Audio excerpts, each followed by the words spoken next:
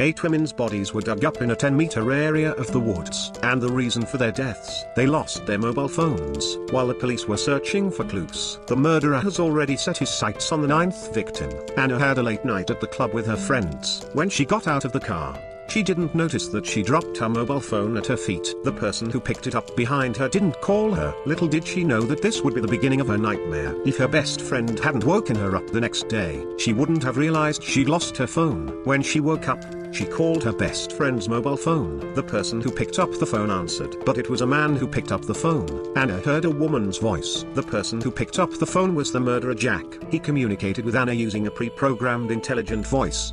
He agreed to return the phone at Anna's coffee shop. As soon as he hangs up, he tries to enter the code to switch on the phone. After several failed attempts, he lifts the phone and smashes the screen. Then he called the coffee shop. He told Anna that he had broken the screen. He's had it repaired, and that he had already paid for the repair. He left an address for Anna to pick it up. Unsuspectingly, Anna came here with the address. She walked through the deep dark corridor into the house, and saw her mobile phone. The repairman, wrapped up in his own clothes, was the same pervert who had examined the phone, Jack. He took out a repair form and asked Anna to fill it out. One of the fields required a password. Anna hesitated for a moment, but she thought it was a necessary step to repair the phone. She filled in the password. Jack replaced the screen with a new one. He unlocked the phone with the password and installed spyware on it. Then he took out an identical phone and cloned it. The moment Anna got her hands on the phone, she had no secrets from Jack, because as soon as she operated the phone, Jack could see everything. And not only can he hear what Anna is saying, even the front and back cameras can be switched. It's no exaggeration to say that as long as Anna keeps her phone in her hand, he's Jack's third eye. In just one day, Jack had compiled all the information on Anna. It includes all of Anna's hobbies, what she eats, what time she works, what's her balance, who she's close to. It's a whole page long. In the end,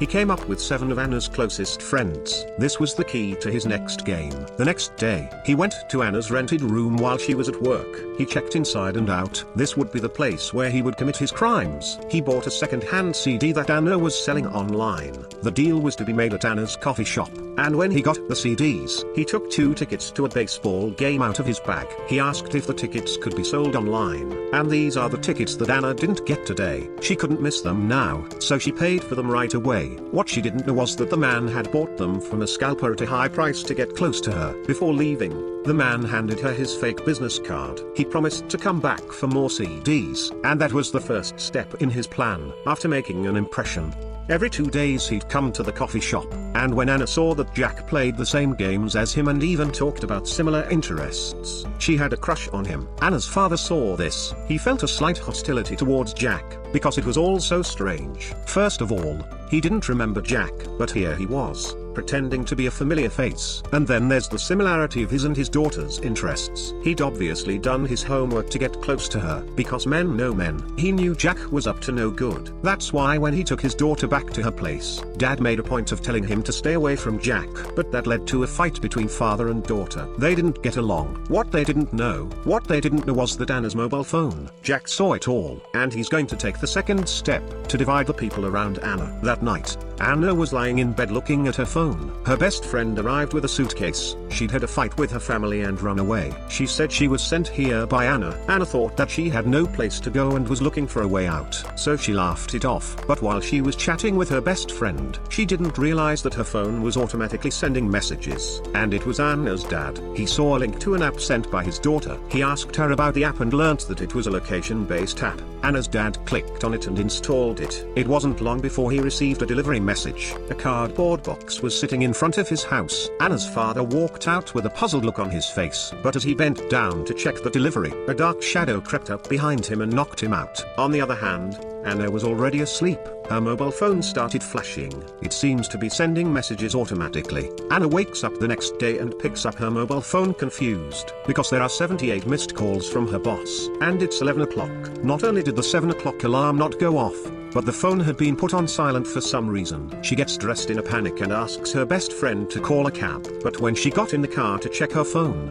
she was shocked to find that last night she not only sprayed her boss in the company group, she also exposed the company's substandard products on social media. They used cheap ingredients. Now all the colleagues in the group are sending messages to condemn Anna. Anna panicked. She had never sent such messages before. When she rushed to the office, all her usual colleagues gave her the cold shoulder, and no matter how much she tried to explain to her boss, the only thing she got in return was the sacking of her boss. It was all Jack's doing. He knocked Anna's father out last night, and now Anna is at odds with 5 people in the company. Now only her best friend is left out of a group of 7. When Anna walks out of the office in a state of shock, she called her best friend. Accompanied by her best friend, she went to the police station to report the case. But the police asked Anna to produce evidence of her mobile phone being hacked, otherwise they won't open a case. And the receptionist suspected that Anna was drunk and sent the message herself. Anna was so angry that she grabbed her best friend and left the police station. When she got into her car to go to her dad's coffee shop, she got a message from her dad saying she was taking a day off. Without thinking about it, Anna took her best friend to the coffee shop. They discussed how to catch the criminal. Anna deduced that the person who hacked her mobile phone must be an acquaintance, because her money wasn't missing. But what happened was clearly aimed at her, and she hadn't given her social media passwords to anyone other than her best friend. Anna didn't suspect her best friend even when we talked. They were as close as sisters. But even a good relationship can't withstand a seed of doubt. That's why Jack came. The business card he gave Anna showed his job as a digital security engineer, and that's where he came in. After finding out what happened, he made a show of checking Anna's phone. He determined that Anna had spyware installed on her phone. Then he pretended to remove it, and invited Anna to give him a lift. And when he was alone with Anna, he asked her who she lived with, and said it was to catch the culprit.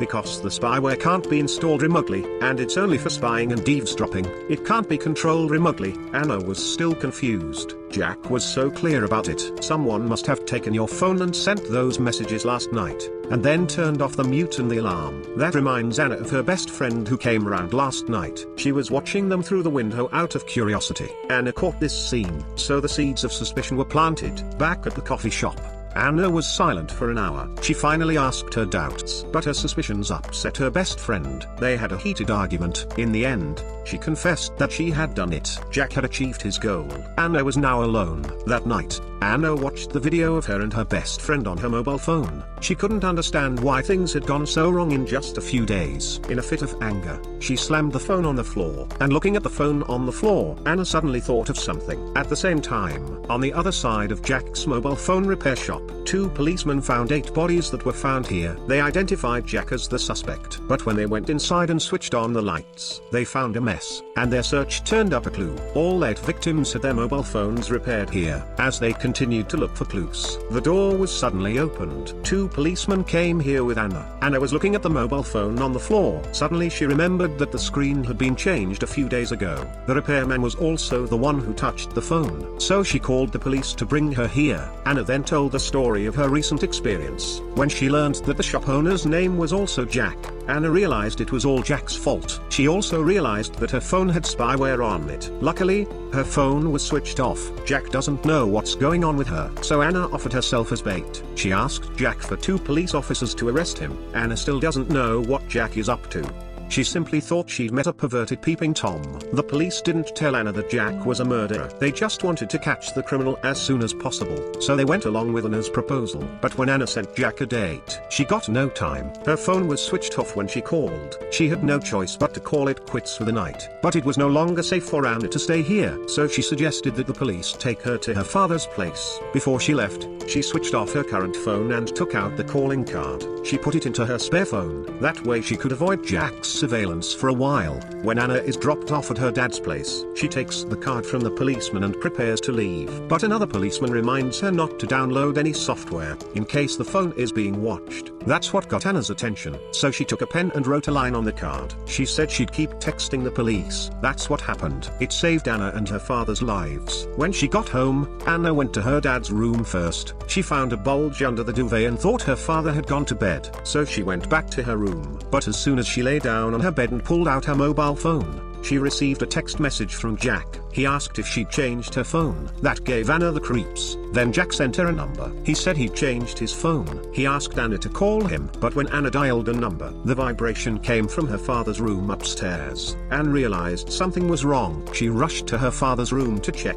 She realized that there was a pillow under the duvet. She locked the door and took out her mobile phone to call the police number on the card. But as soon as she typed in the number, the phone automatically deleted it. Obviously, the mobile phone is also controlled. Anna had no choice but to jump out of the window. But as soon as she opened the window, she heard her father's voice from the living room. So she went out of the room. But when she got to the living room, she realized that the sound was coming from a Bluetooth speaker. The next thing she knew, Jack was standing up from behind the couch. He pulled out his mobile phone and showed Anna a video of her father with a knife to his neck. That's when Anna gave in. Jack let Anna send a message to the police, because he already knew about Anna's deal with the police. What she didn't realize was, after she sent the message, Anna threw a ball of paper on the floor. Then Jack told her the rules of the game. As long as someone from Anna's mobile phone calls her within 24 hours, she'd let Anna go. Then he waltzed into the bathroom, because he knew Anna wouldn't run away for her father. And Anna took this opportunity to find a weapon and ambush her in front of the bathroom door. But when she looked through the door into the bathroom, she was not so sure. Dad was tied up in the bathtub. The water was up to his neck.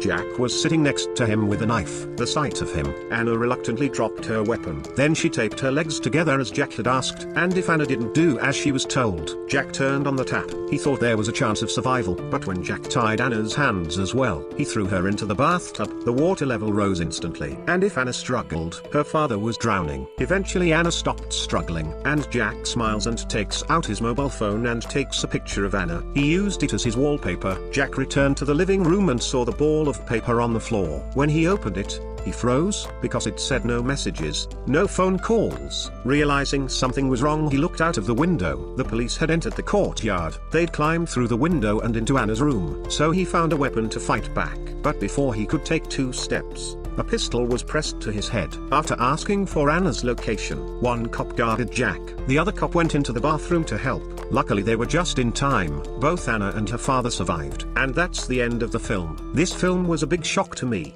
because in this mobile internet era, smartphones have become part of our lives. It brings us convenience but also risks that we don't know, because all our secrets can't hide from our mobile phones. So you must watch your mobile phone in front of the screen.